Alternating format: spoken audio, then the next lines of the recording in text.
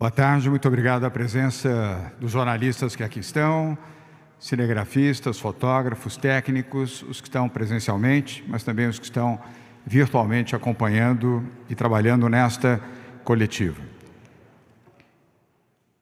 Quero mencionar que participarão da coletiva de hoje Rodrigo Garcia, vice-governador e secretário de governo do Estado de São Paulo, José Henrique Guerra, secretário da Saúde e também integrante do Comitê de Saúde do Estado de São Paulo, Patrícia Ellen, secretária de Desenvolvimento Econômico, Ciência e Tecnologia, Marco Vignoli, secretário de Desenvolvimento Regional, e também Carlos Carvalho, coordenador do Comitê de Saúde, o Centro de Contingência do Covid-19, João Gabardo, coordenador executivo do Comitê de Saúde, e a economista Ana Carla Abraão.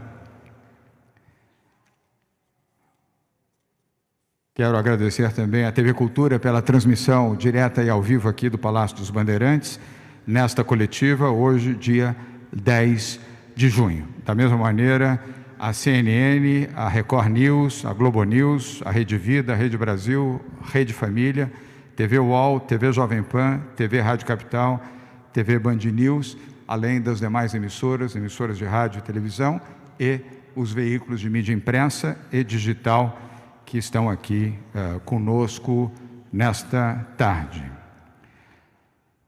Mensagens de hoje. A primeira mensagem é de solidariedade ao nosso secretário da Educação, Rocieli Soares.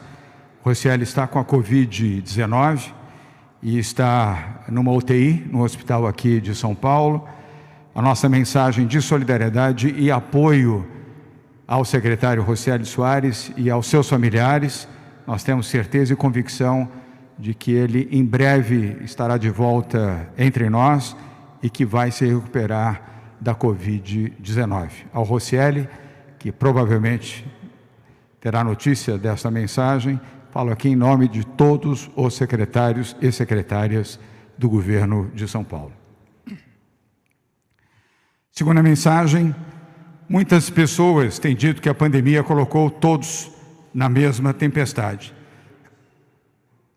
mas não necessariamente no mesmo barco. É uma imagem que nos faz refletir e trabalhar. De um lado, o governo de São Paulo tem o desafio de equipar o barco dos brasileiros de São Paulo e preparar a todos para enfrentar a tempestade com as suas variações de intensidade, e, por outro lado, também traçar a rota certa que vai nos permitir realizar a travessia com segurança e previsibilidade. O nosso desafio é estar um passo à frente da pandemia. Temos que garantir atendimento a todos em São Paulo. E São Paulo se preparou profissionalmente e tecnicamente para enfrentar a pandemia. O nosso desafio é sempre estar um passo à frente da pandemia. Dobramos o número de leitos de UTI do SUS em São Paulo em apenas 45 dias.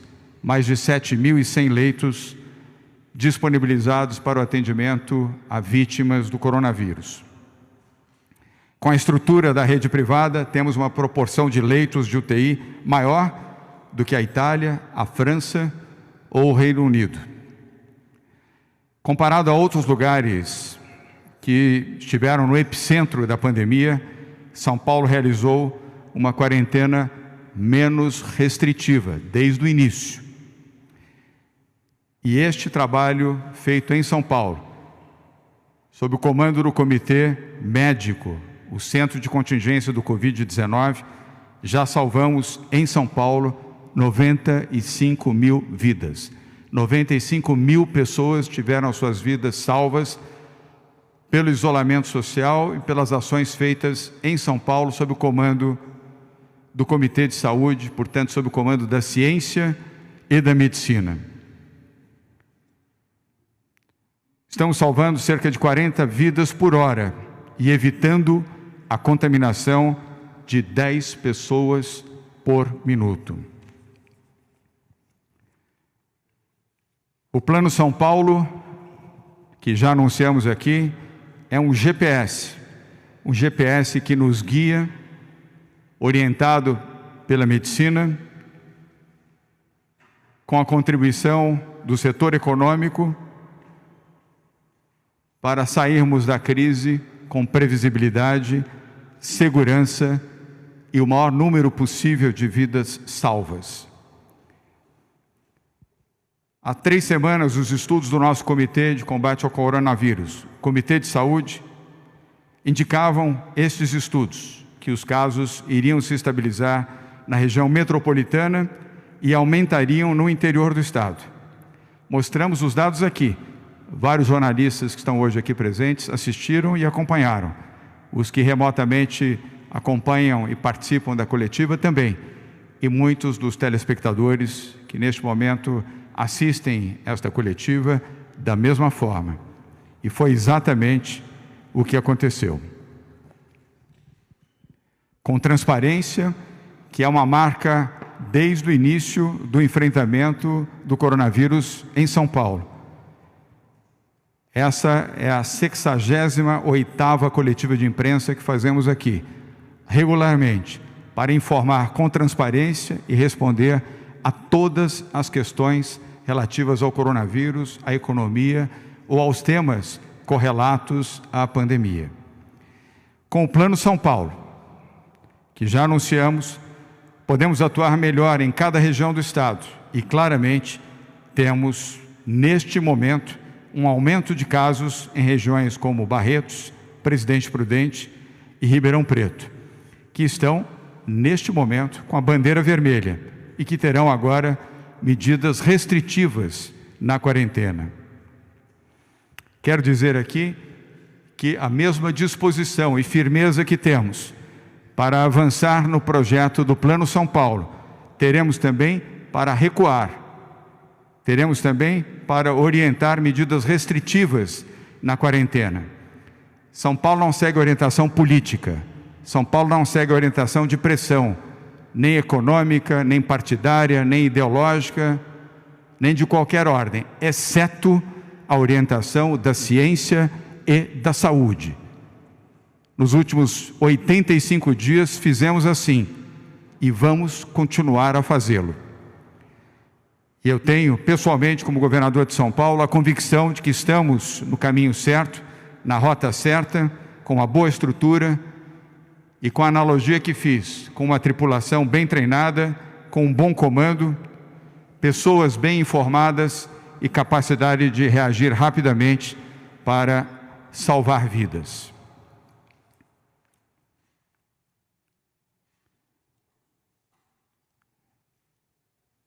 Nas informações, antes de falar da quarentena, pontos facultativos. Publicamos hoje um decreto que suspende os serviços públicos estaduais em todos os municípios. Amanhã, quinta-feira, feriado de Corpus Christi. E decretamos ponto facultativo nesta sexta-feira, dia 12 de junho. Fizemos isso para que os municípios que anteciparam este feriado municipal possam agora nos acompanhar, a exemplo do que vai fazer a capital de São Paulo. O objetivo é um só: manter o isolamento social. Serviços essenciais, serviços de saúde, segurança pública e outros classificados como essenciais funcionarão normalmente. Estamos restringindo os serviços públicos para as pessoas que, podendo ficar em casa, ficarão a partir deste decreto. E antes de falar da nova quarentena, quero aqui transmitir uma mensagem com a minha voz, com a minha imagem, presencialmente, para a deputada federal Carla Zambelli, deputada federal eleita pelo Estado de São Paulo. A deputada Carla Zambelli prefere cumprir o papel de mãe de Ná, ao invés de cumprir o seu papel de parlamentar. Ela trata a Polícia Federal como polícia privada. A deputada Zambelli não tem cargo e nem mandato na Polícia Federal, muito menos para ser porta-voz da polícia ou antecipar atos. Em qualquer lugar, seja em São Paulo ou qualquer outra parte do Brasil. E se ela estiver exercendo ilegalmente essa função, estamos falando de uma polícia política.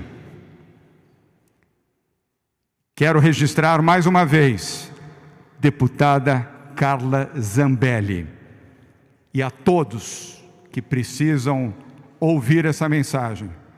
São Paulo tem todas as suas ações fiscalizadas pelos órgãos fiscalizadores e que tem competência para realizar fiscalização das contas públicas.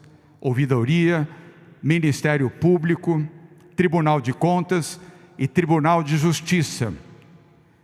São Paulo não precisa de vitrola parlamentar ideológica e nem de uma deputada que prefere engraxar as botas dos militares, especialmente do seu chefe, o presidente da República.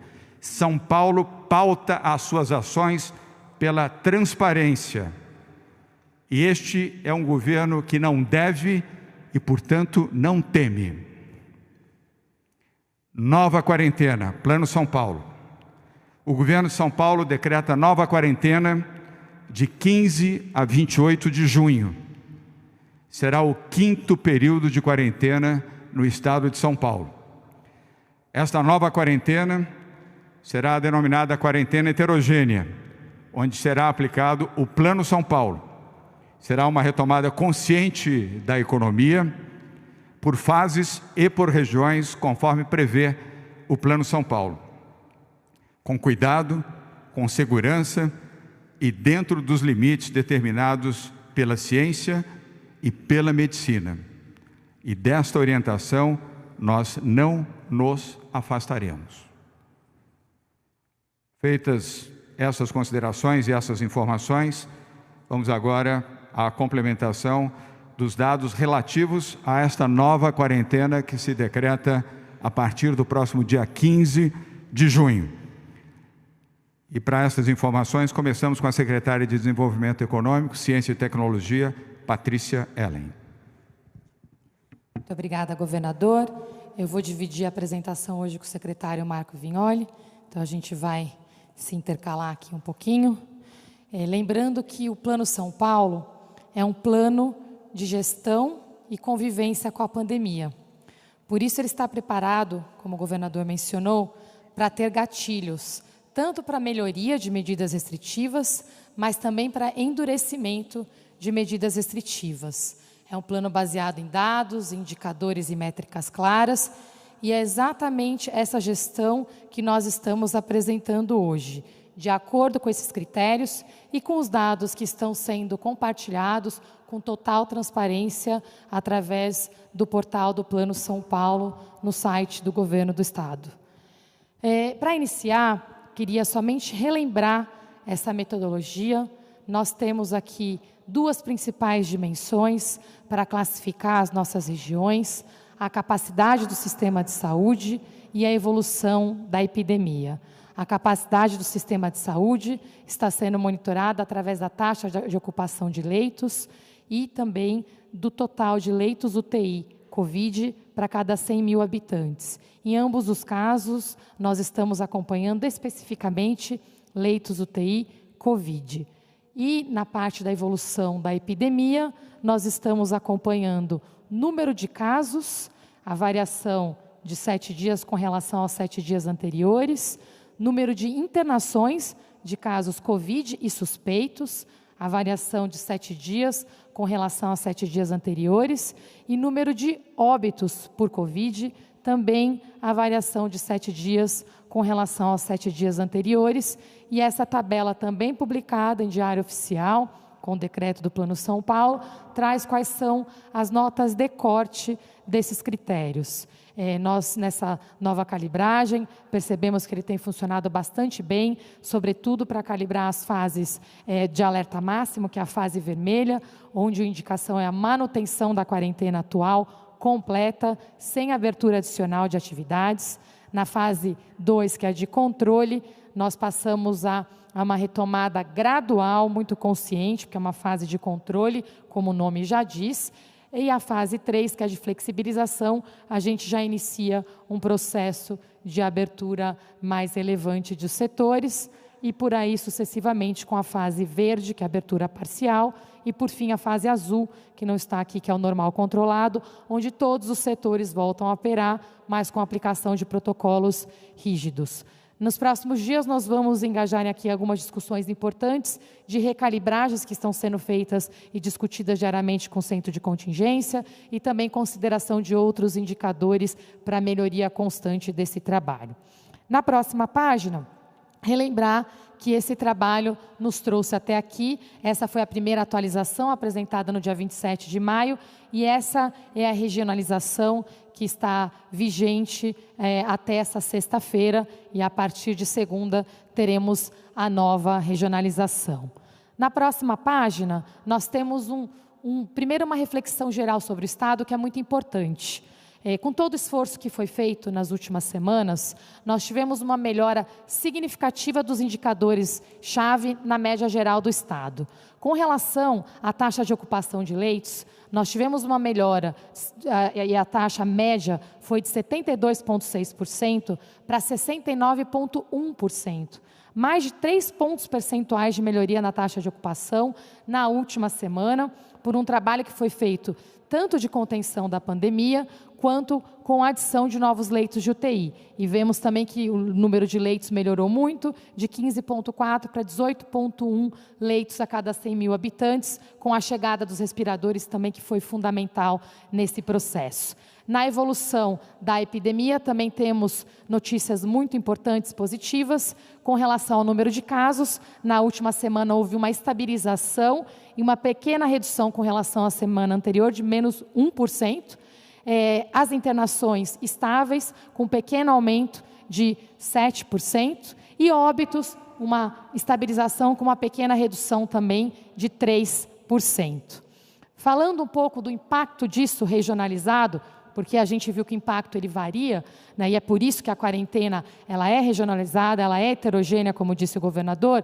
Isso fica muito claro na próxima página, quando falamos em especial da região metropolitana, Baixada Santista e Vale do Ribeira. Como já era de se esperar, porque a capital entrou primeiro na pandemia e começou a sair primeiro, houve uma melhora na região metropolitana como um todo, na Baixada Santista e Vale do Ribeira, e todos eles juntos agora é uma região que passa para a fase de controle, ou seja, a fase laranja, onde está autorizado o início da retomada gradual, principalmente de comércio e serviços, com limitação de capacidade de atendimento, de horário de funcionamento e a exigência de aplicação de protocolos de higiene e distanciamento. Lembrando aqui que é controle, isolamento social é chave nesse processo. Esse cenário só se garante com a cooperação da população e a liderança também dos prefeitos nessa parceria com o governo do Estado. Eu vou fazer uma pausa para comentários do secretário Marco Vignoli e já passo para o restante do Estado. Muito bem. Bom, esse quadro representa a migração de 26% da população do Estado, 11,4 milhões de pessoas, saindo da fase vermelha e vindo para a fase de controle, a fase laranja, né? Nós estamos com isso em uma retração da epidemia na Baixada Santista e no Vale do Ribeira, ou seja, através do isolamento social, através das práticas de utilização de máscaras, a epidemia desacelerou, tanto em número de casos, em número de óbitos e em número de internações na Baixada Santista e no Vale do Ribeira. E aqui na região metropolitana de São Paulo, um grande avanço pela construção de uma capacidade hospitalar que desse a segurança para que eles também possam fazer essa retomada consciente. Nós aumentamos, em 15 dias, 40% da capacidade hospitalar da região metropolitana. Em todas as sub-regiões, nós conseguimos fazer esse avanço, o que significaram em 304 novos leitos de UTI na região metropolitana de São Paulo, significando essa capacidade hospitalar fortalecida e com uma ocupação abaixo de 80% nesse território. Registrando aí também que dentro desse modelo implementado, nós conseguimos fazer com que a região metropolitana, a Baixada Santista e o Vale do Ribeira tenham como um todo uma capacidade hospitalar forte, uma vez que também enviamos respiradores à Baixada e também para o Vale do Ribeira. Eu devolvo aqui para a Patrícia. Muito obrigada, Vignoli.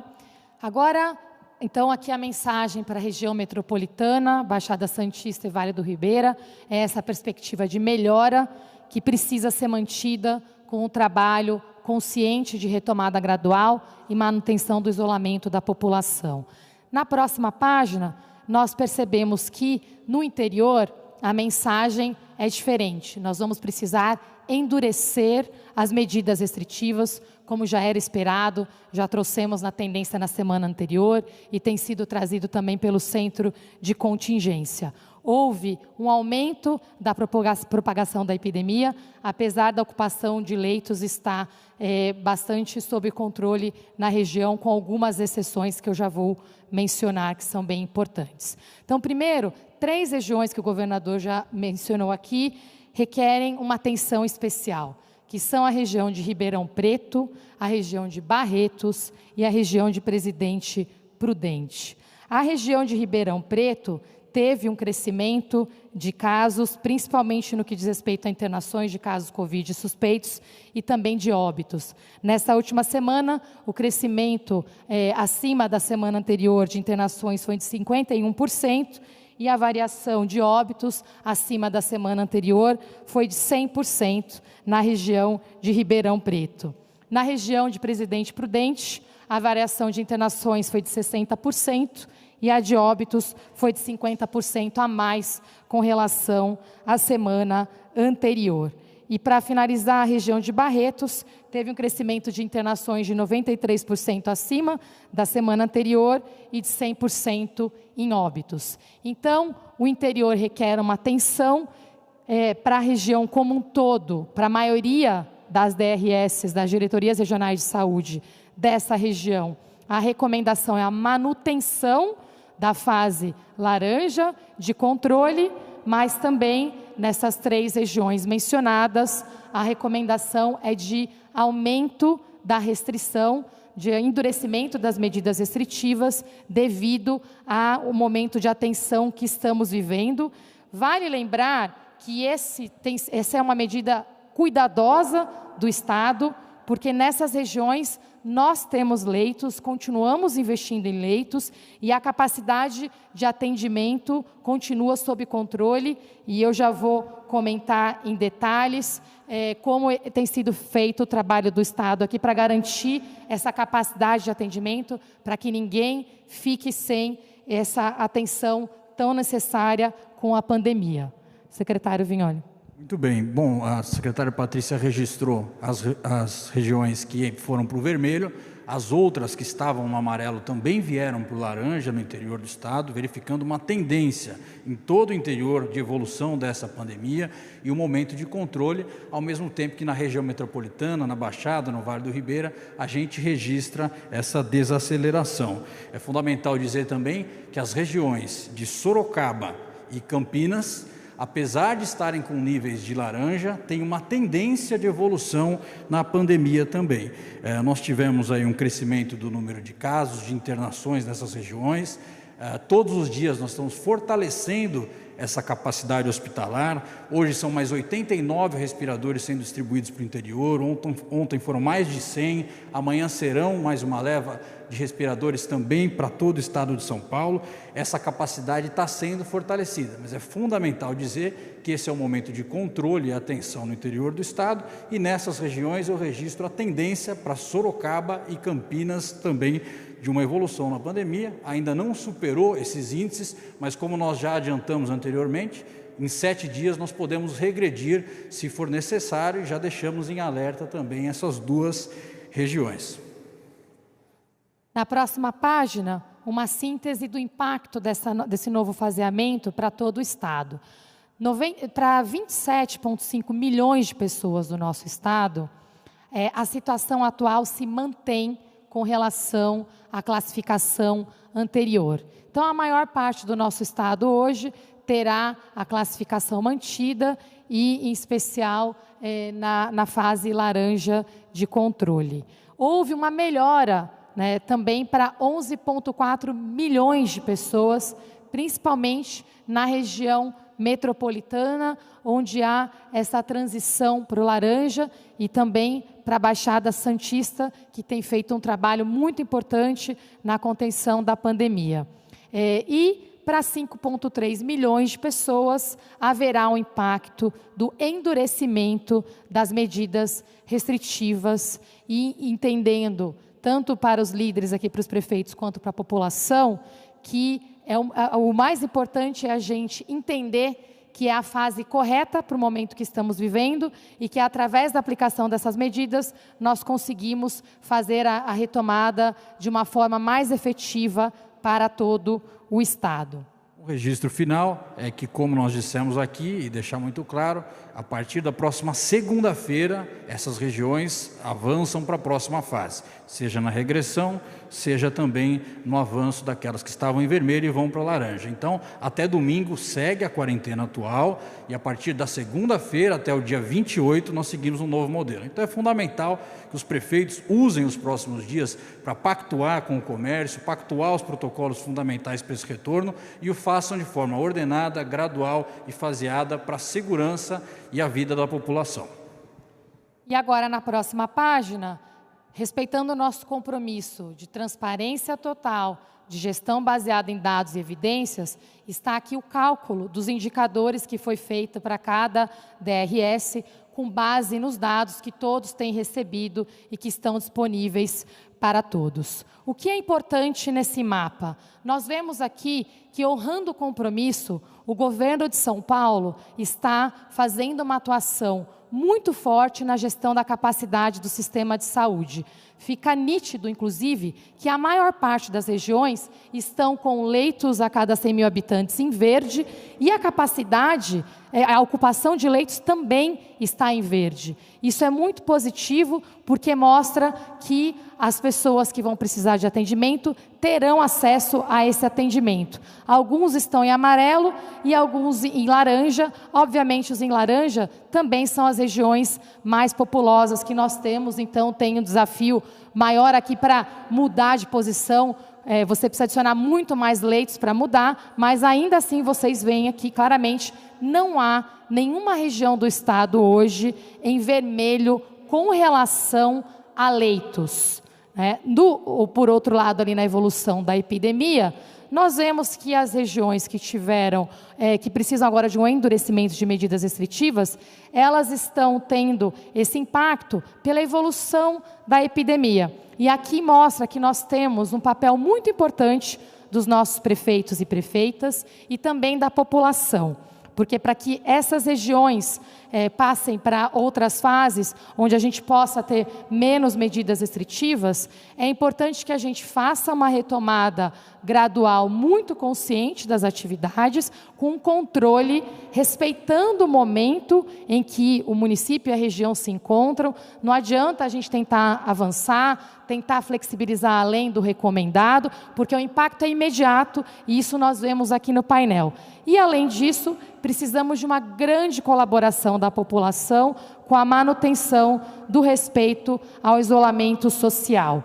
Antes de passar para o secretário Vignoli, eu só queria passar mais 2 pontos importantes aqui. Na próxima página, todas essas informações que estão sendo disponibilizadas, e com bastante detalhe para todos, muito mais do que está aqui, dados diários de internações, de ocupação de leitos, de casos, óbitos, eles estão disponíveis no site do governo, saopaulo.sp.gov.br/coronavírus/plano-SP, e para que vocês registrem, fica aqui na próxima página a fotografia da nova regionalização, que passa a valer na próxima segunda-feira. Uma lembrança importante: é natural, com os dados disponíveis, com o nosso compromisso com vocês, que uma série de especialistas passem a fazer cálculos e fazer aqui cenários para acompanhar a evolução das regiões.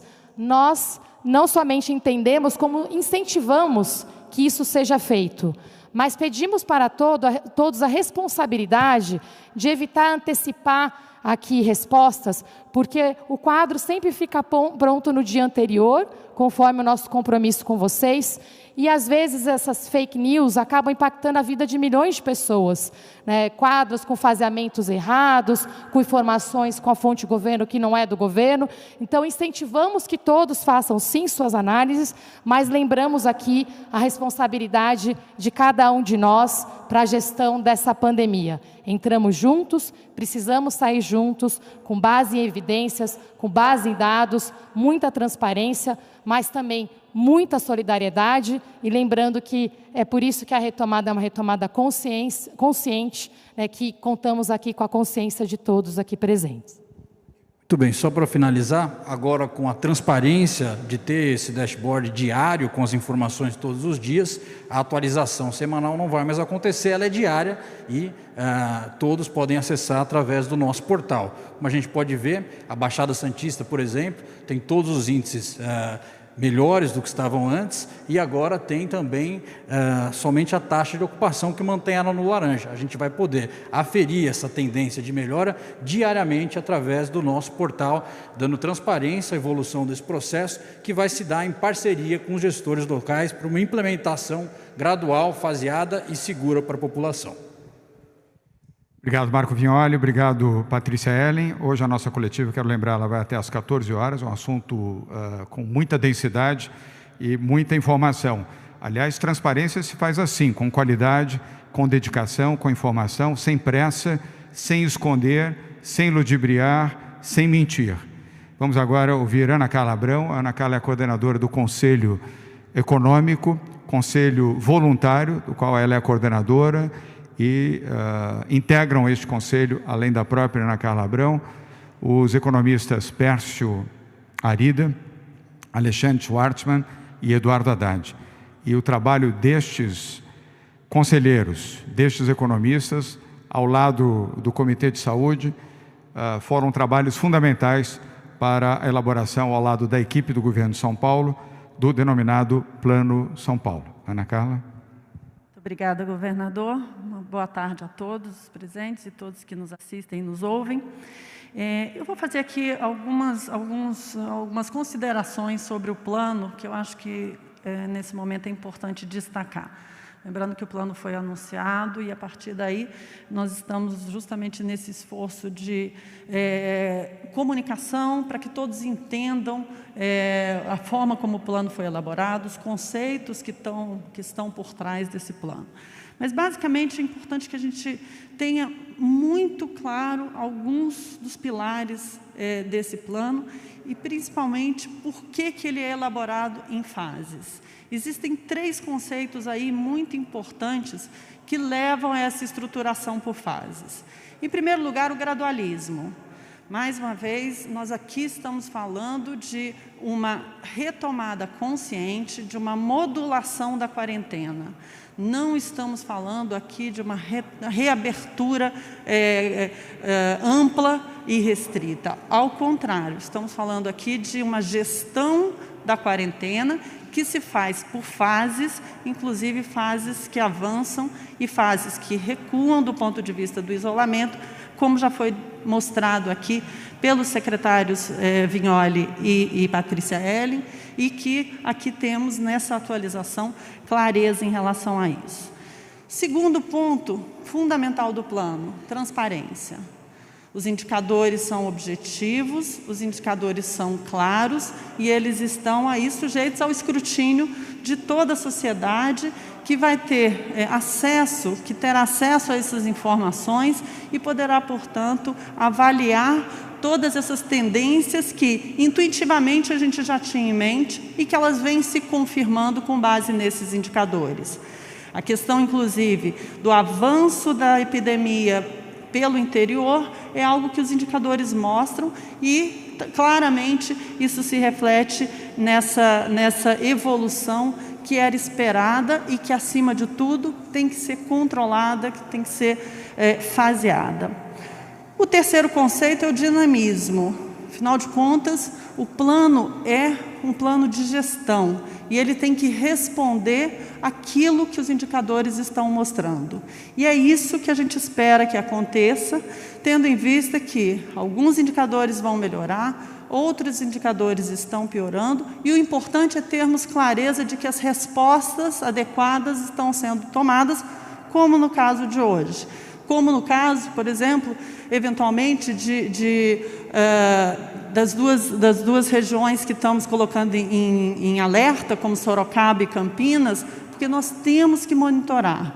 O importante é justamente o exercício pelo governo do Estado da sua responsabilidade de acionar as fases de forma adequada, porque é isso que vai garantir a orientação principal do governo do Estado, que é responder e garantir a segurança, a capacidade de atendimento e pouparmos vidas no meio dessa pandemia.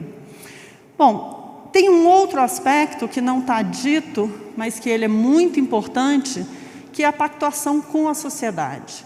Como o governador colocou aqui, esse é um plano elaborado a muitas mãos, mas, acima de tudo, ele contém aqui todos os diálogos, todas as discussões, todas as contribuições que vieram da sociedade civil, vieram dos setores privados, dos setores econômicos, e, portanto, o que nós precisamos é justamente que a sociedade abrace esse plano e pactue e obedeça e esteja aderente a todos os protocolos de saúde, porque, afinal de contas, seremos todos nós, em conjunto, que vamos garantir que o plano avance na direção do que todos nós buscamos, que é a retomada da economia, que é a retomada do emprego e do crescimento.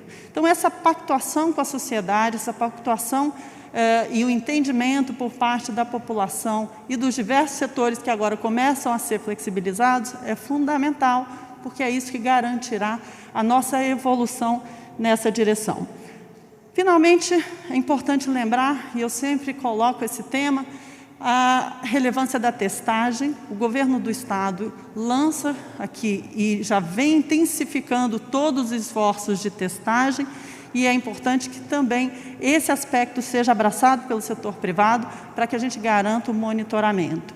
Ou seja, os 5 pilares estão refletidos em toda a estrutura do plano, que é justamente ser capaz de classificar as diversas faixas de risco e responder aos indicadores da forma como eles evoluem, a regionalização, e aqui fica claro que a heterogeneidade, a opção pela visão regional é fundamental para que a gente garanta essa resposta adequada, a compatibilização da economia com a prioridade da saúde, que é a visão setorial, os protocolos e a testagem.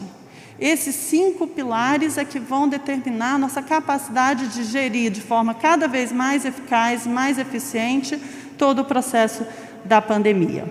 Então, eu finalizo aqui dizendo que, mais uma vez, o governo do Estado de São Paulo, ele traz como exemplo um trabalho técnico, sério, científico e, acima de tudo, muito transparente. E eu não tenho dúvidas que isso é que faz a diferença nos resultados que o governo do Estado de São Paulo, na verdade o Estado de São Paulo como um todo, já colheu, poupando tantas vidas, garantindo o atendimento da população do Estado, e certamente vai garantir que nós consigamos navegar essa outra etapa, que é a etapa de gestão da epidemia, de uma forma igualmente eficaz e com igual sucesso.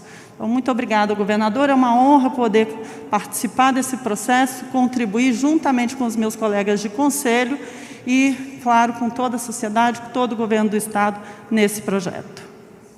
Ana Carla, muito obrigado. Obrigado a você, obrigado ao Pércio Arida, Alexandre Schwartzman e Eduardo Haddad pelo trabalho, pelo esforço, pela dedicação. Trabalho este que continua e segue ao longo das próximas semanas. Vamos agora para a saúde, os dados de hoje, com José Henrique Guerma, secretário da Saúde do Estado de São Paulo. Na sequência, vamos ouvir o Dr. Carlos Carvalho e o Dr. João Gabado. Guerma. Muito obrigado, governador. Boa tarde a todos.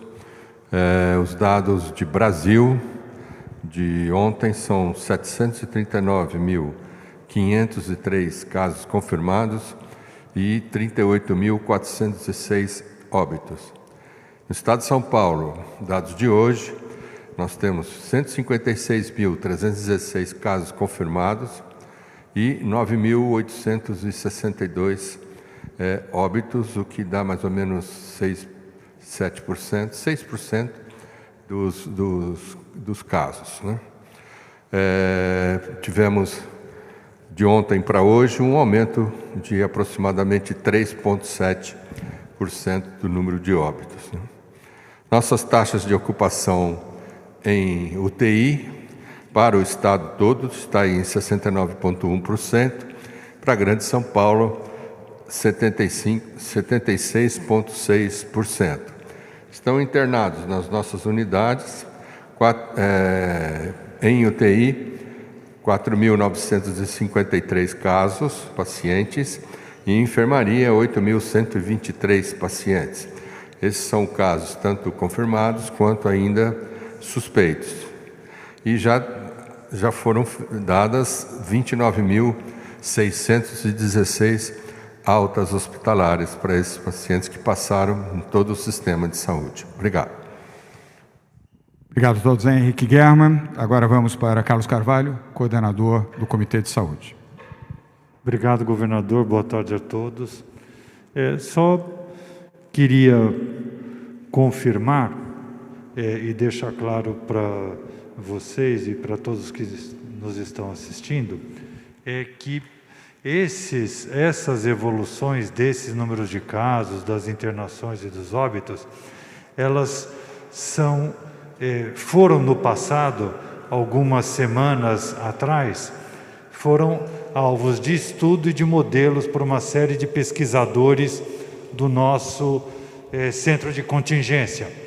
Então, baseado nos resultados das semanas anteriores, são feitos modelos matemáticos de previsão do número de casos, do número de internação, do número de óbitos. E esses números que estamos observando hoje estão dentro do que foi previsto por esses modelos matemáticos de semanas atrás. Principalmente, temos utilizado o modelo que foi desenvolvido pelo professor Eduardo Marsad, junto com o grupo do Instituto Butantan, mas ainda outros pesquisadores do centro, como o Júlio Croda, têm contribuído para a geração desses modelos. E os números que nós estamos vendo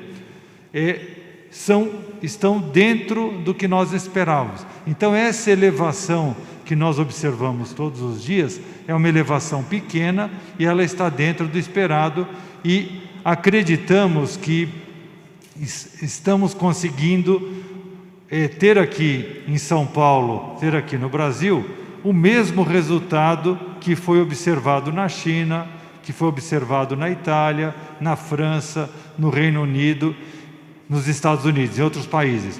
O processo, a doença, ela se inicia, se espalha a partir de um ponto, que no caso foi a cidade de São Paulo, avançou para a Grande São Paulo e agora está atingindo o interior. Como estamos mais ou menos 2 semanas defasados do interior, São Paulo o município já está com nítidos sinais de estabilização, e esperamos que se consolide o início da redução dos casos na Grande São Paulo, para podermos nos organizar melhor, e isso vai se refletindo nesses indicadores que estão embutidos no Plano São Paulo, e as decisões vão sendo tomadas de acordo com esses indicadores e com esse resultado que estamos observando. Muito obrigado. Obrigado, Carlos Carvalho. Vamos agora ao Dr. João Gabardo, coordenador executivo do Comitê de Saúde. Boa tarde, governador.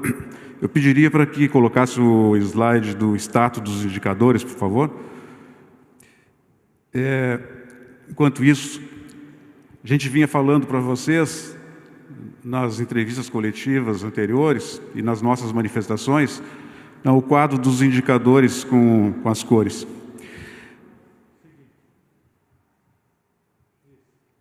Isso aí. Que o plano de São Paulo não era um plano de flexibilização. e sim um plano que, analisando os diversos cenários epidemiológicos das regiões, teria orientações adequadas, correspondentes àquela situação epidemiológica.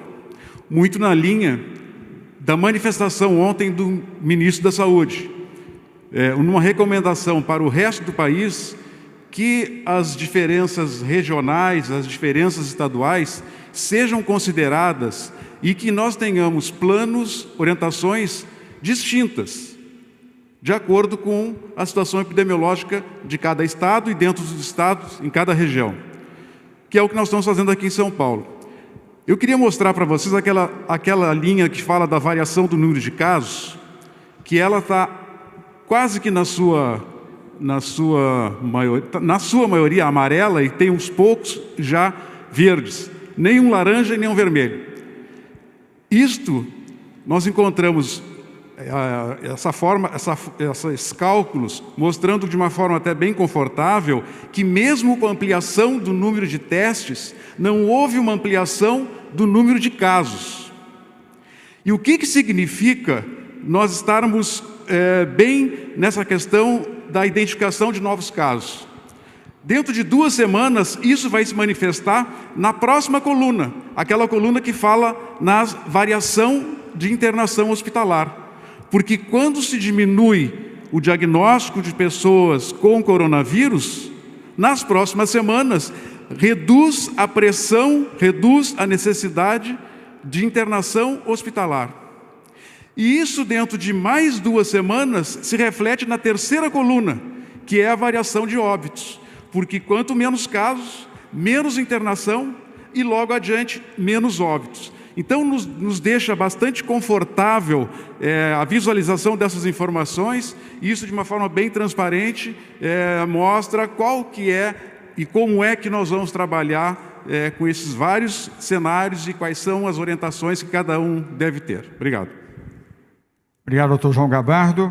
Queria destacar um aspecto importante sobre a orientação do Comitê de Saúde, o aumento intensivo de testagem aqui no estado de São Paulo. Isso, obviamente, nos traz um número maior de pessoas infectadas, mas nos traz um quadro de realidade da situação e de como estabelecer o seu enfrentamento. Feitas essas manifestações, vamos agora às perguntas. 13 horas e 16 minutos. Começamos com a TV Record, com você, Daniela Salerno. Boa tarde. Sua pergunta, por favor. Boa tarde a todos. A capital tinha uma expectativa de já mudar para a fase amarela. E vendo os índices aqui mostrados no painel, a gente vê que dos 5 critérios, 1 está laranja, que é a capacidade de leitos, outros 2 estão verdes, outros 2 estão amarelo. E justamente a capacidade de leito em 78% no município não bate com o dado que a prefeitura passa para a gente diariamente, que gira em torno ali de uma ocupação de leitos em 65%. Então, eu gostaria de entender se os dados que a prefeitura encaminham para a gente não estão sendo levados em conta, realmente é o critério estadual, e se essas decisões foram tomadas em conjunto com os prefeitos, principalmente aqueles do interior que tiveram regressão aí no faseamento. Obrigada. Daniela, se necessário, temos aqui a presença do secretário de Saúde do município de São Paulo, Edson Aparecido. Mas eu quero lembrar que quando temos os dados da capital, temos os dados dos hospitais municipais e estaduais, são os 2. Então, e os leitos privados também, então são todos eles. Então, isso pode dar uma variação em relação aos dados que são feitos sobre os hospitais municipais. Portanto, é normal isso, não há uma dicotomia ou uma informação errada e uma certa. Ambas estão certas. Patrícia, quer complementar? Eu acho exatamente esse ponto. Pelo que eu me recordo aqui, o Edson pode complementar também, mas esse dado me soa como da ocupação dos leitos municipais. E tem o ponto que o Rubens Zizek sempre traz, está aqui presente, que a gente está sendo muito conservadores aqui, acompanhando a ocupação de leitos do estado inteiro, municipais, estaduais e privados. Apesar dos privados não serem responsabilidade do Estado e o governo nunca ter requisitado um leito, nós estamos fazendo essa gestão completa porque sabemos que a saúde suplementar tem um papel muito importante no Estado também. né? Então, a gente está atuando nos leitos estaduais e municipais, mas monitorando os privados para que não falte leito para ninguém. Obrigado, Patrícia. Daniela, apenas lembrando, só no Estado nós temos 103 hospitais estaduais. E também, para melhorar ainda mais a qualidade da resposta à sua pergunta, fala o secretário Edson Aparecido. Mesmo, governador, só para complementar, Daniela, mesmo com os números da Prefeitura, no caso, que a gente faz uma separação dos leitos municipais, que hoje nós realmente estamos com um quadro aí de 64% de ocupação, o censo Covid, ele agrega os leitos do privado. Mas mesmo com 64%, a gente ainda continua, no caso dos leitos, da taxa de ocupação de leitos, ainda na cor laranja, então por isso que justifica a cor laranja na tela. Boa complementação do secretário municipal de saúde da capital de São Paulo, Edson Aparecido. E Daniela, para complementar ainda melhor e de forma clara a sua última parte da pergunta relativa ao interior, responde o secretário Marco Vignoli. Muito bem, Daniela. Bom, todos eles foram informados, passamos item por item o que tinha tido o aumento ao longo dessa última semana. Hoje pela manhã fizemos reunião do Conselho Municipalista com todos os prefeitos representando as regiões e dentro disso posicionamos e ponderamos a necessidade desse endurecimento. Já tinha sido colocado ontem, hoje mais uma vez, uma construção conjunta para que a gente possa dar segurança à população deles. Então foi de forma muito transparente, é um conceito que se consolida como uma construção conjunta também dos dados, e por fim registrar a melhora aí dos dados de São Paulo, como você mesmo indicou, somente no caso das internações, todos os outros já muito positivos. Obrigado, Marco Vignoli. Daniela Salerno, mais uma vez, obrigado. Vamos à próxima pergunta, também é presencial, o jornal O Estado de São Paulo, jornalista Bruno Ribeiro. Bruno, prazer em revê-lo. Boa tarde, sua pergunta, por favor. Boa tarde, governador, boa tarde a todos. A minha pergunta é para o pessoal da área de saúde, para o Dr. Carvalho, para o secretário German, enfim. Olhando os dados que de fato estão lá, a transparência na divulgação, se olhar os dados de evolução das internações, essas regiões que tiveram os índices, a classificação regrediu agora nessa semana, elas tinham, se a gente comparar a semana passada com a semana anterior, elas vinham tendo queda. Barretos tinha uma queda de 21% nas internações, teve um aumento de 80%. Prudente tinha uma queda de 46%, teve um aumento de 75%. Minha pergunta é, existe alguma explicação para justificar esse aumento tão expressivo no número de internações que não seja a redução do distanciamento social? E se não há outra explicação, por que a gente agora vê, por exemplo, a região de Guarulhos, que tem um aumento de 14% ainda nas internações, voltar para avançar, melhor dizendo, para uma fase mais branda? Por que isso está acontecendo na visão da saúde? É isso. Obrigado, Bruno. Vou pedir então ao João Gabardo que comece a responder e se o Carlos Carvalho quiser fazer algum comentário, obviamente pode fazer. João Gabardo. Essas diferenças na evolução, na transmissibilidade da doença, elas nem sempre são previsíveis, né? É claro que elas estão diretamente relacionadas à questão do distanciamento social. Quanto maior for o distanciamento social, menor a possibilidade da transmissão. Isso é inequívoco. Agora, o vírus ele tem uma evolução que às vezes foge da nossa capacidade de projeção, né? E tanto é assim que o comportamento do vírus em determinados locais é completamente diferente. Quando nós comparamos a região sul, a região norte é muito distinta. Mesmo dentro da região sudeste, nós temos um comportamento muito diferente em Minas Gerais e em São Paulo. Isso não está somente relacionado à questão do isolamento. O isolamento ele tem uma importância capital sobre isso, mas existe as diferenças de comportamento do vírus que nós não temos muitas explicações. Existem algumas teses. Existem as teses de que as pessoas que previamente tiveram contato, por exemplo, com coronavírus de outras espécies de coronavírus, poderia criar uma imunidade cruzada e que essas pessoas poderiam se proteger em relação ao novo coronavírus. Mas, como eu disse, isso são estudos que estão sendo realizados, isso está sendo muito estudado em alguns países, mas não existe nada ainda confirmatório. Isso poderia explicar por que a evolução da doença já se consegue uma redução do número de casos a partir de 20%, 25% das pessoas tendo contato com o vírus. Quando se esperava anteriormente, no início, que isso só aconteceria depois de 50%, 60%, 70% das pessoas já com imunidade natural. Não é isso que acontece. Então, são situações que nós estamos aprendendo com a evolução da própria epidemia. Obrigado, Gabardo. Carlos Carvalho, está bem? Ok. Então, respondido, Bruno, pois não. Para vocês, não há relação entre lá ter uma região mais aberta com os casos terem crescido tanto? Eu não entendi. Eu disse que sim, a questão da transmissibilidade ela está diretamente relacionada à mobilidade social e ao distanciamento. Isso influencia, mas não é só isso que deve ser considerado. Existem outros motivos, outras razões que muitas vezes a gente até desconhece. Foi logo no início da resposta, por isso que talvez você não tenha atentado. Obrigado, Bruno. Vamos agora à TV Cultura, que está transmitindo direto aqui ao vivo do Palácio dos Bandeirantes, para todo o estado de São Paulo, com a jornalista Maria Manso. Maria, boa tarde. Sua pergunta, por favor.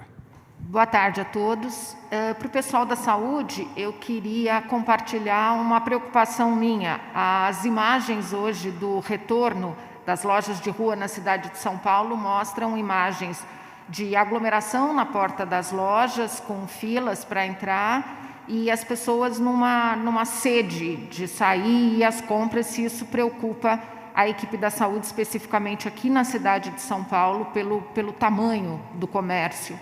E para o senhor governador, agora há pouco, uma eleitora do presidente Jair Bolsonaro, se dizendo arrependida de ter votado nele, reclamou da gestão dele na crise da pandemia, e ele disse que ela tinha que voltar para casa e pegar explicações com o governador dela, que seria o senhor, porque ela é funcionária da Câmara de São Paulo.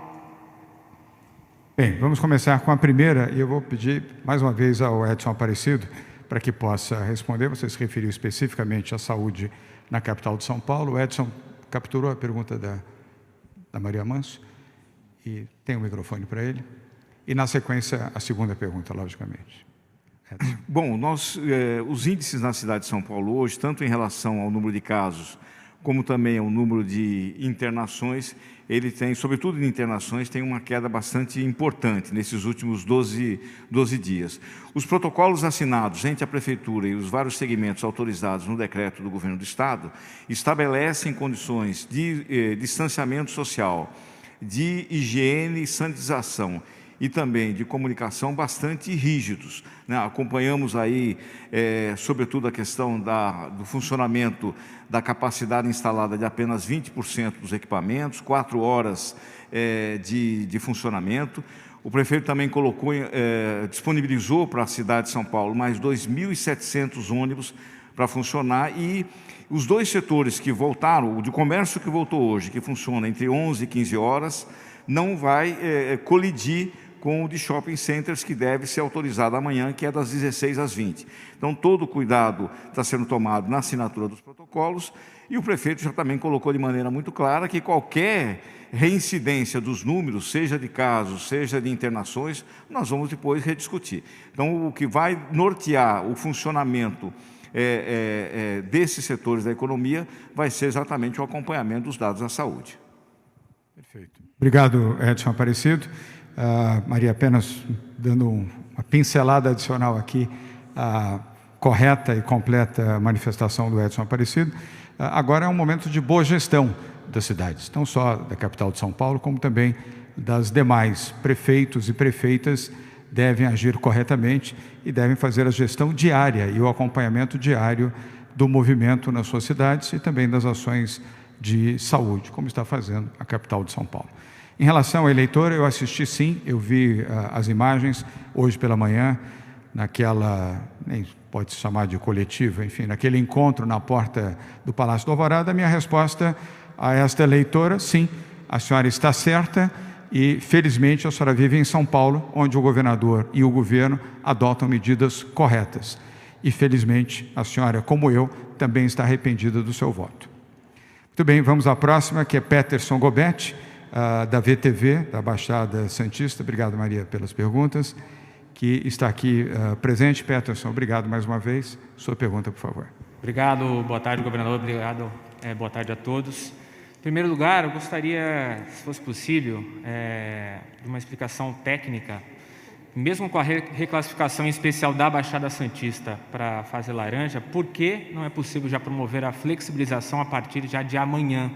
Já visto que muitos prefeitos, muitas cidades já lançaram seus próprios planos, né? Contando que amanhã já poderiam, então, colocar em prática essa flexibilização que, como foi visto aqui, só será possível na próxima segunda-feira. Já foi falado também, mas eu gostaria, se possível, alguém comentasse a respeito de Campinas, como é que está a situação lá e se há realmente o risco, se esse risco é grande, de na próxima análise do comitê, a região de Campinas retroceder para a fase vermelha. E por fim, governador, gostaria que o senhor avaliasse a questão das cidades que estão tendo condutas à revelia do Plano São Paulo. Nós temos lá na Baixada a cidade de São Vicente, que acabou liberando, antes mesmo da classificação oficial da fase laranja, temos já o Ministério Público entrando com ação, algumas cidades incluindo comércios que não estão previstos na fase laranja, como academias, salões de beleza. Como é que o senhor tem avaliado essa conduta de alguns municípios? Obrigado. Obrigado, Gobetti, Peterson Gobetti, mas conhecido como Gobetti. Vou começar pela sua última pergunta, depois vamos ao Vignoli, para responder tanto Baixada quanto Campinas.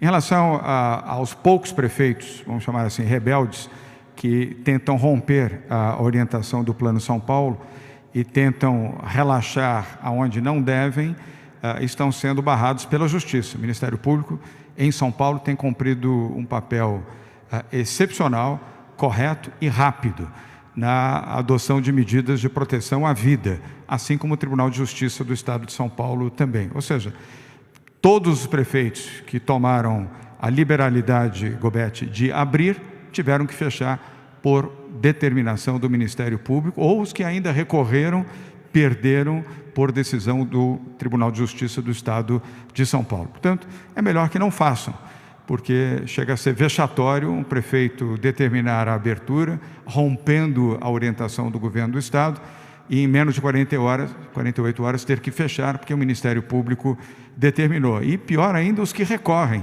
e no recurso ainda perdem outra vez para o Tribunal de Justiça. É melhor seguir a nossa orientação, serem colaborativos, serem leais com a sua população, preservando vidas e seguindo a instrução correta da medicina e da saúde.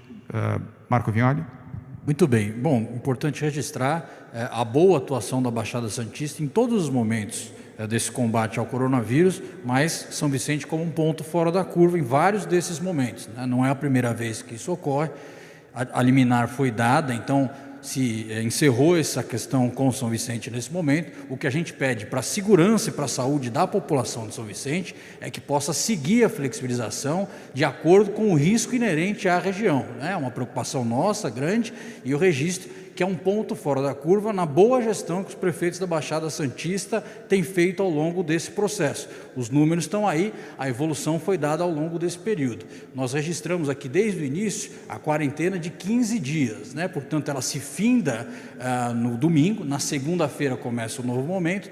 Os prefeitos têm amanhã, depois, sábado, domingo, para editar os seus decretos, para poder preparar o seu comércio, mesmo que já tenham dialogado com esses protocolos. Esse período é essencial para que a gente volte de fase graduada, de forma cautelosa, né? De forma que a gente possa ter a segurança das pessoas estabelecida lá. E eu ressalto mais ainda, na Baixada Santista, devido a um feriado, devido à importância que tem aqui no estado de São Paulo, eu recomendo e reforço mais uma vez que possam fazer somente na segunda-feira essa retomada das atividades.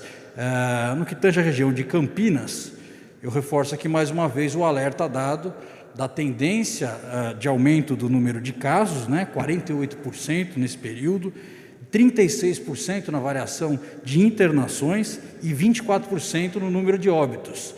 Os prefeitos já perceberam, o próprio prefeito Jonas Donizete foi cauteloso na retomada, jogou uma semana para frente. A região como um todo tem sido cautelosa. Então, registro aqui mais uma vez a atenção com a região de Campinas. A evolução da pandemia nesse momento dá uma acelerada, nós já indicamos a tendência e para isso a gente pede aí que os gestores municipais continuem sendo responsáveis como eles estão sendo lá na região de Campinas.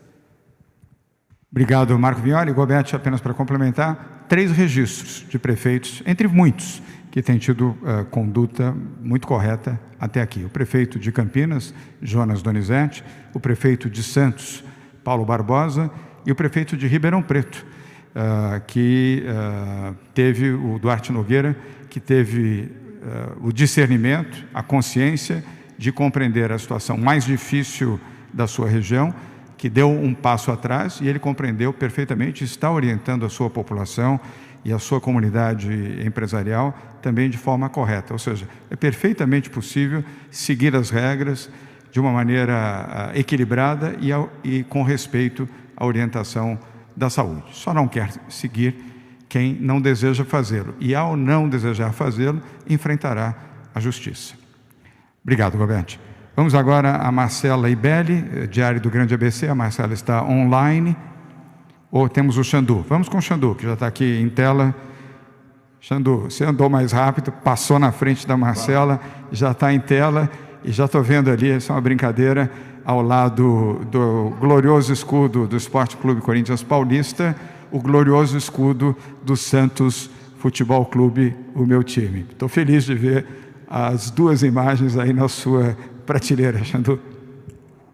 E boa tarde, governador. Em retribuição, o jornal vai lhe enviar 3 canecas, uma do próprio jornal e 2 de clubes aqui do Vale, uma do São José, a Águia do Vale, e outra do Taubaté, o Burro da Central. Bom, governador, a minha pergunta é a seguinte, diferentemente do que tem apregoado o presidente, a Covid não é gripezinha. Em São José dos Campos, por exemplo, já matou 53 pessoas. Isso é mais do que as vítimas de homicídio entre janeiro de 2019 e abril de 2020. O Vale segue tendo mais casos e menos isolamento. Pergunto para o senhor, qual o motivo do Vale ter sido mantido na fase 2? E, com mais casos e menos isolamento, pode haver mais endurecimento? E, se me permite uma terceira pergunta, qual a taxa de contágio do vírus hoje no Vale e no interior? É isso, obrigado. Obrigado, Xandu. Aproveitou a caneca, fez 3 perguntas, vai pedir música no Fantástico, domingo. Primeiro, obrigado pelas canecas, agradeço a direção do Jornal Vale, serão recebidas com muito carinho. Eu vou dividir a resposta com o João Gabardo e, eventualmente, com comentários do Carlos Carvalho, aliás, do Carlos, com comentário do João Gabardo, e, na sequência, do Marco Vignoli. E se a Patrícia já tiver os números de isolamento, poderá oferecer também. De fato, nós ainda não demos o número de isolamento de ontem na capital e no interior de São Paulo. Então, vamos ao Carlos Carvalho, seguida ao Marco Vignoli, e a Patrícia, se já tiver os números, informaremos também. Xandu. Carvalho. Bom, com relação às taxas regionais, eu não tenho esses números agora, isso é possível de ser obtido e, posteriormente, nós podemos apresentar a vocês a taxa específica da região de São José dos Campos.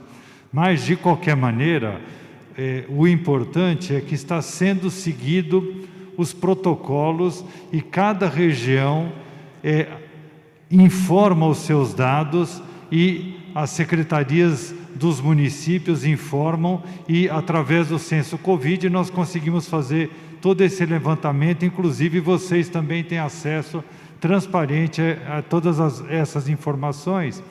E esses dados são alimentados diariamente, nós temos uma visão diária e a visão da evolução ao longo dos 7 dias. E com isso, num determinado momento, fechamos essa avaliação, geram-se os índices e, no caso, as decisões, se vai ficar no laranja ou vai sair do laranja, é tomada. A região específica aí de São José, acho que o Vignoli vai poder fazer um comentário mais específico aí da região, mas eu, sinceramente, não tenho essa informação. Obrigado, Carlos Carvalho.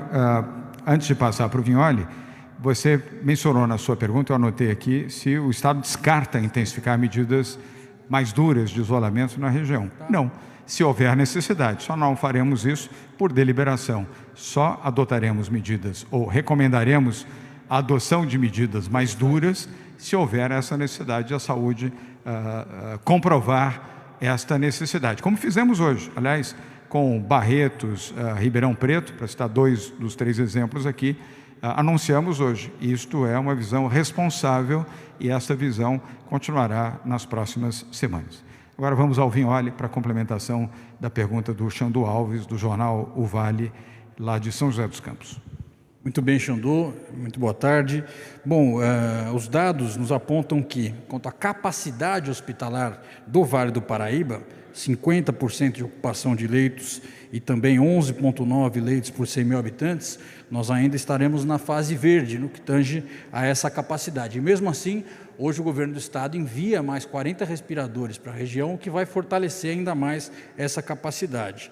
Na questão da evolução da pandemia, um olhar importante. Nós temos na evolução de novos casos uma fase amarela já, portanto, uma fase a mais do que estaria a região. Não é a questão de novos casos que nos preocupa, pelo contrário, mas a questão da variação de internações e da variação de óbitos que colocam a região no laranja. Nós temos um índice de 1,39 na variação de internações e nos indica a metodologia aqui do estado que entre 1 e 1,5 ela fica na fase laranja e a variação de óbitos em 1,35 nos indica que o critério do estado entre 1,2 e 2 fica na fase laranja. Portanto, esse índice muito objetivo, eu chamo mais uma vez a atenção para o profissionalismo e a objetividade do Plano São Paulo, que faz de forma muito acurada o momento da pandemia que está a região. Portanto, a região do Vale do Paraíba em laranja, o que a gente pede, e daí a secretária Patrícia me passou, hoje o índice de isolamento sai às 15 horas, a região do Vale do Paraíba tem um delta forte, no que tange a evolução dessa taxa de isolamento, foi uma das que mais melhoraram ao longo desse período, com índices importantes, mas a gente pede para os prefeitos que possam seguir as regras do Plano São Paulo com a flexibilização adequada à indicada aqui pelos nossos parâmetros. Obrigado, Marco Vignoli. Xandu, antes de passar, o Carlos Carvalho quer fazer um pequeno comentário. Apenas a Patrícia Ellen me disse agora que teremos os índices hoje às 15 horas. Então, a comunicação do governo de São Paulo disponibilizará no site os índices de isolamento hoje às 15 horas. Normalmente nós temos entre 13 e 14 horas, hoje com um pequeno atraso, mas nós forneceremos os dados às 15 horas. Dr. Carlos Carvalho, nosso coordenador do Comitê de Saúde. Tenho certeza que aí o Vignoli mostrou os índices para você adequados, Xandu, mas eu queria fazer um comentário a respeito das canecas. Eu fiquei muito feliz olhando as canecas na sua estante, principalmente porque a caneca do Timão é realmente maior do que a caneca do Santos. Isso representa talvez um pouco da importância dos clubes dentro do estado de São Paulo, e do Brasil e do mundo. Carlos Carvalho, Xandu, não posso deixar de comentar, evidentemente não vou levar para casa esse comentário, né? O Santos Futebol Clube, o Corinthians merece toda a atenção, todo o respeito, mas quem concede o espetáculo é o Santos. Xandu, obrigado pela sua participação, obrigado pelas canecas também, agradecer à direção do jornal O Vale, a família Salerno, e vamos agora sim eu vou a Marcela Ibelli. Marcela, você deveria ter entrado em imagem, já temos a imagem da Marcela, do Diário do Grande ABC. Agora sim, Xandu, sem querer, atropelou você. Não foi culpa dele, não. Foi aqui que, sem querer, deram um switch. Desculpe. Agora sim, voltamos para você, Marcela Ibelli, Diário do Grande ABC. Boa tarde. Sua pergunta, por favor. Boa tarde a todas e todos. Eu gostaria de saber o que foi efetivamente levado em consideração para colocar o Grande ABC na fase 2. Vocês também poderiam fazer uma análise de como as 7 cidades aqui da região estão lidando com a pandemia? E mais uma perguntinha sobre Mauá e Diadema. Quando elas serão contempladas com mais leitos de UTI e também com respiradores, visto que os números nessas cidades são piores do que as vizinhas Santo André, São Bernardo e São Caetano? Muito obrigada.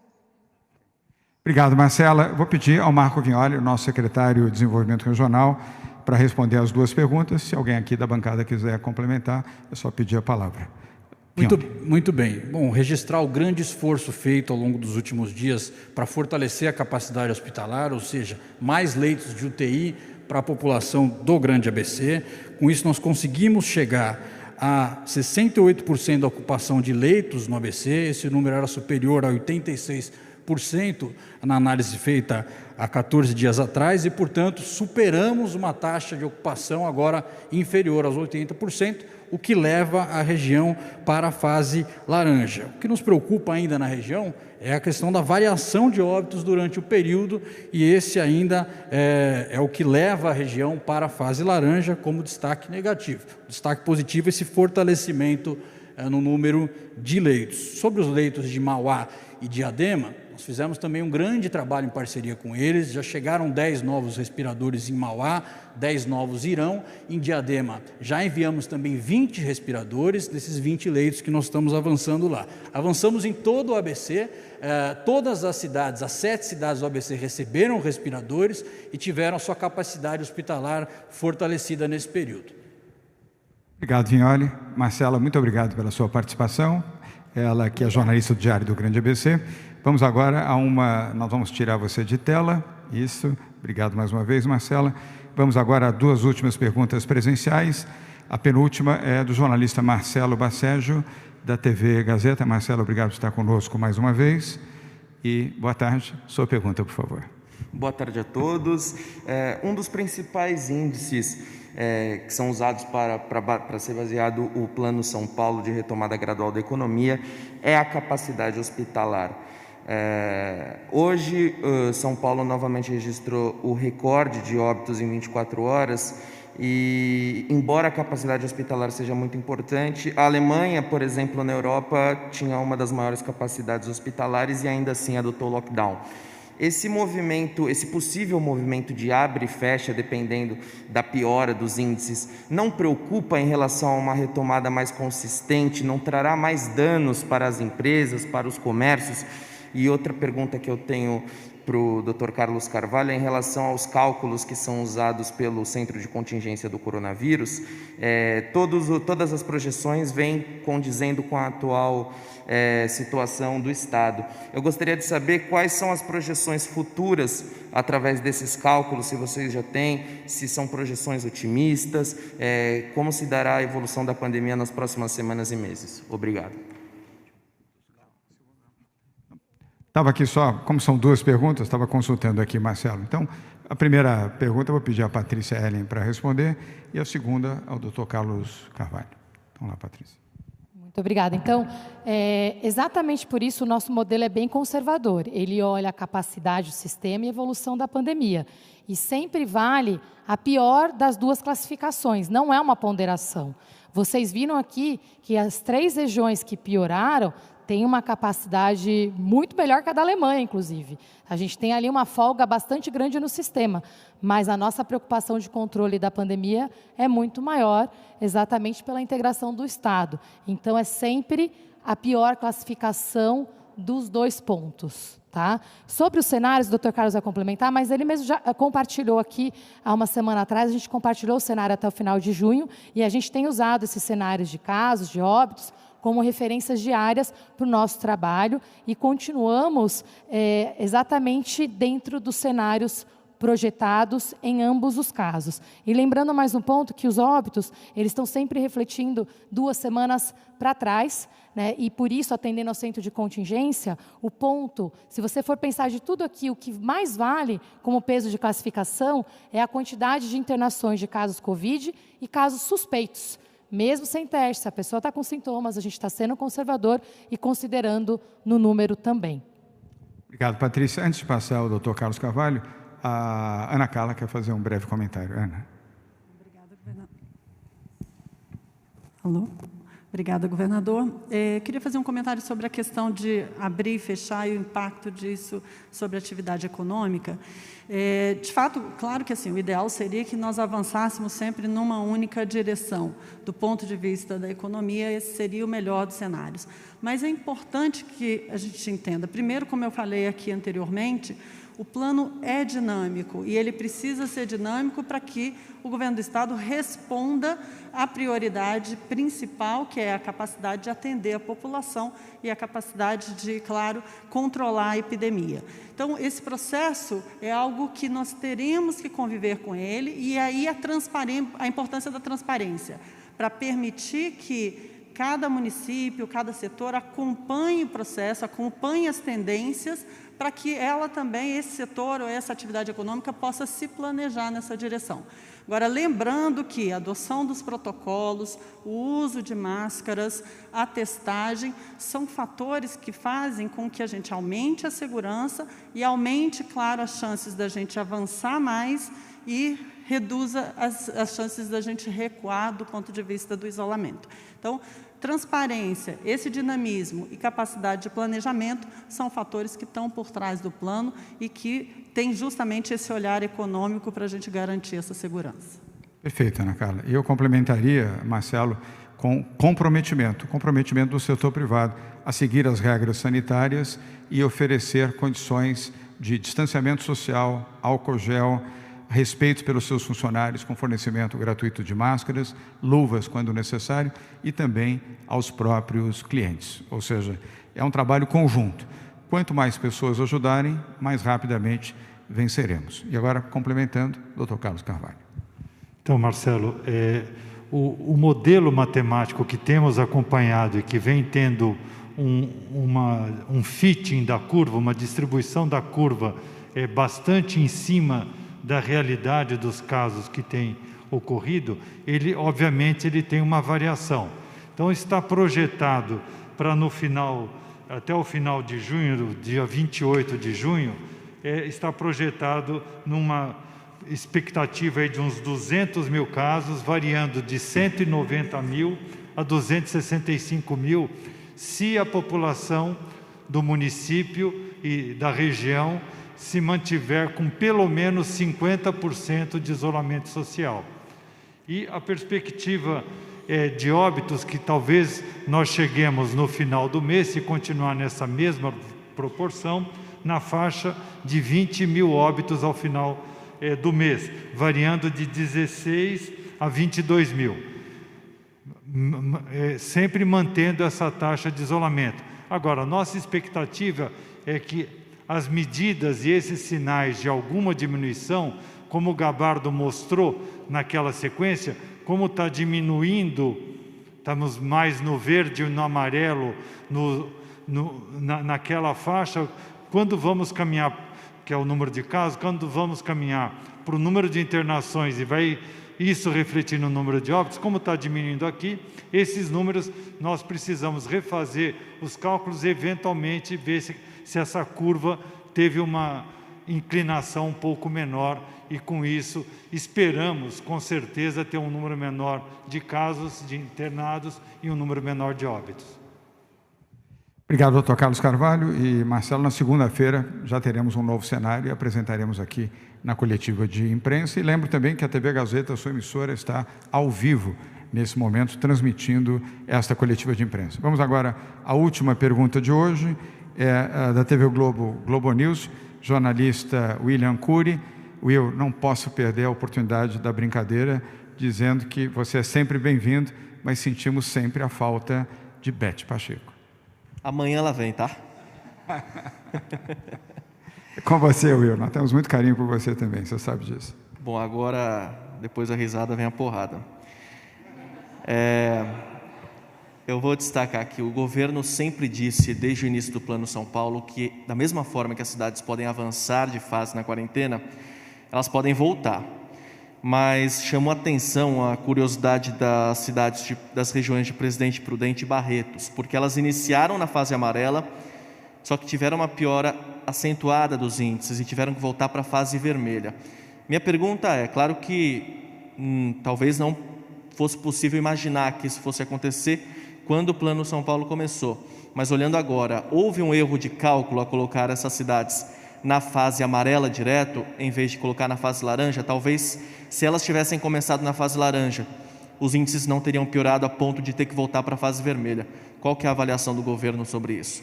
Obrigado. A avaliação do governo é que não houve erro algum. A avaliação do governo, Will, é de que nós seguimos os índices e orientação da ciência.